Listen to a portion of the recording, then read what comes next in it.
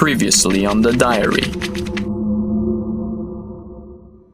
Rocco starts shooting at Mr. Morgan and Bobby. I rush to stop him. Right before I tackle Rocco to the ground, I see a red scar that looks like my name carved in with a knife. The scar on Rocco's arm gives him his motive. Rocco is taken to jail, and he's claiming insanity because he's in love. Thank you for the pen, Rocco. I knew you were reading my diary. Bobby and Mr. Morgan are in the hospital, their respective girlfriends waiting in the waiting room. It was really heartbreaking to see. Rocco will probably hate me for backing out of our plan. I'm ashamed to admit I inceptioned him. No one will know it was my fault. I played the mental patient card. I flirted with him a lot to make him fall in love. Then, all that blood type talk, if suddenly they were both about to die, the next day when they woke up in the hospital, they would know who to thank for their lives. My latest diary entry about my love life being shot in the face finally made him think of it. That while I did lead a kid into murder, he probably would have done it on his own. I did not give him a gun. Didn't even tell him to do anything directly. When I said our plan, I didn't mean it literally. We didn't discuss an agreement first, and now he's in prison. And the people he hurt, I tried to save myself. Don't try to contact me. I'm being watched. You are in danger, Jessica. You left me a note. When? You didn't want me to talk to you. You said it wasn't safe,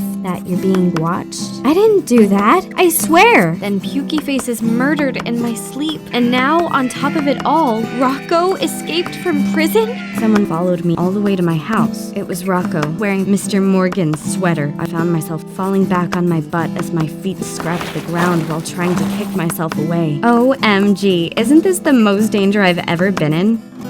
The following takes place on April 7th, 2015. Part 2. Dear Diary, Rocco didn't kill me, that's obvious. His reasons, though, not so much. Crawling on my back didn't get me very far. He was right there, standing with a huge and creepy grin. At some point, I gave up and stopped trying to flee because it was pointless. Look at you, crawling on the floor like a worm. I took that as my cue to get up. So, both of them are still alive? I don't know. Are they?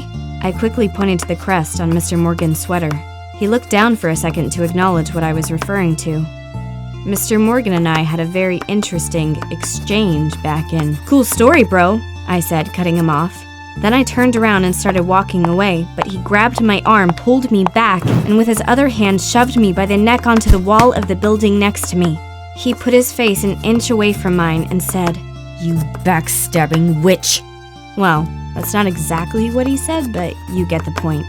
You think you can seduce just anyone into committing crimes for you and then turn them in? You turned me in! I could feel his breath on my cheek as he poured out his frustrations. Why would you do that to me? I did that for you, because I thought that's what you wanted, and you turned me in! To my surprise, at this point he broke down and started crying. Why? Why? Oh, not rhetorical? Okay. Well, let's see. Why would I want you to shoot the two guys I like? Well, you made it pretty clear in your diary. You talked about your love being shot in the face. You wanted them both to be close to dying. This was interesting to me. He is confessing to reading my diary in the past. But if he had read it again now, he'd know I was merely incepting him. He must not be the one writing the post-its. You were reading my diary? How dare you! What I put in my diary is personal and none of your business. That day we were just thinking out loud. How could you think that's what I really wanted? You are insane. I turned you in because that's how wrong you were. That's how wrong you were about me. He let go of me and stepped back in confusion. So I took that chance of vulnerability and went for it. Did you kill my dog? Yes. It worked. I got him to confess. But that just made me really sad. Also incredibly angry. So I pushed him and slapped him across the face. I started crying and kept on slapping him. Eventually, I used my nails to claw into his neck and draw some blood out of him. That's when he pushed me back onto the wall again. You're lying. You wanted me to do that. I know you did. You betrayed me, so I came back.